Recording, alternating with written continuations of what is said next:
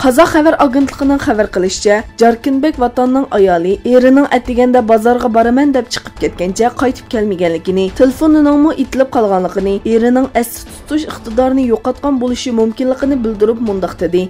Yo'ldishim lagerdagi vaqtida har kuni majburiy dori ishkuzilganligini va bu ximiylik moddaning hamma ishni unutildirganligini aytgan edi dedi. Gerçi Jarkenbek vatan tepilgan bolsa-mu, lekin o ailesidagi hech kimni toniy olmadi va hamma kishidan qo'rqatdi. Kuzatuvchilar Xitoyning Sharqiy Turkistondagi yig'ilish lagerlarida asir bo'lib turayotgan musulmonlarga tajriba chashqiniga o'xshash turli ximiylik moddalar, uzun va qisqa muddatlik o'ltirguvchi dorilar bilan zararlayotganligini ta'kidlamoqda.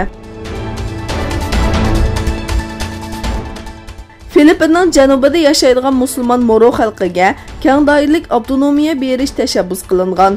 Bangso-Moro organik qonunning qabul qilinishi uchun o'tkazilgan rayonlik referendumda qo'llash bileti tashlaganlar sonining ko'p ekanligi bildirildi. Davlat taratqullarining xabarlariga asoslanganda Maguindanao, Lanao, Dilsor rayondagi orollardan Basilan va Suli bilan avtonomiya ichida yer olmagan Cotabato va Isabela shaharlarida 21 yanvar o'tkazilgan umumiy xalq ovoz berishda g'ayri rasmiy natijaga asoslanganda qo'llovchilar ustunlikni egallagan.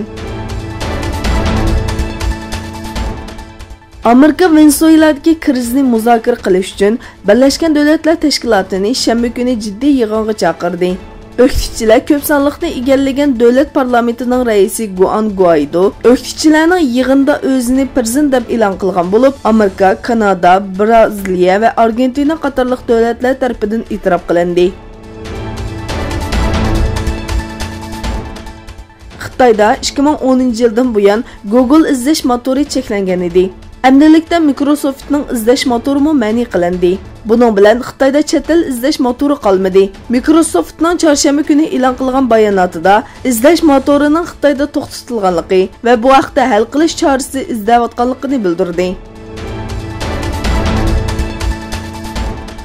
Yevropa İttifaqı Asad hökumetining Yevropa İttifaqı diplomatlarining Damashqqa erkin kirib chiqishga kapolatlik qilgan ko'p qatimliq vizasini amaldan qoldirganligini dalilladi. Amerika İttifaqı komitetining bayonotchisi kunlik axborot e'lon qilish yig'inida bu haqda to'xtalib, Asad hökumetining ba'zi Yevropa İttifaqı diplomatlarining ko'p qatimliq vizasini amaldan qoldirganligi rost. Yevropa İttifaqı bu haqda a'zo davlatlar bilan aloqamizni davomlashtiryapmiz. Maqsadimiz bu cheklamaning rayonda qilayotgan ishlarimizga to'sqinlik qilishidan saqlanish dedi.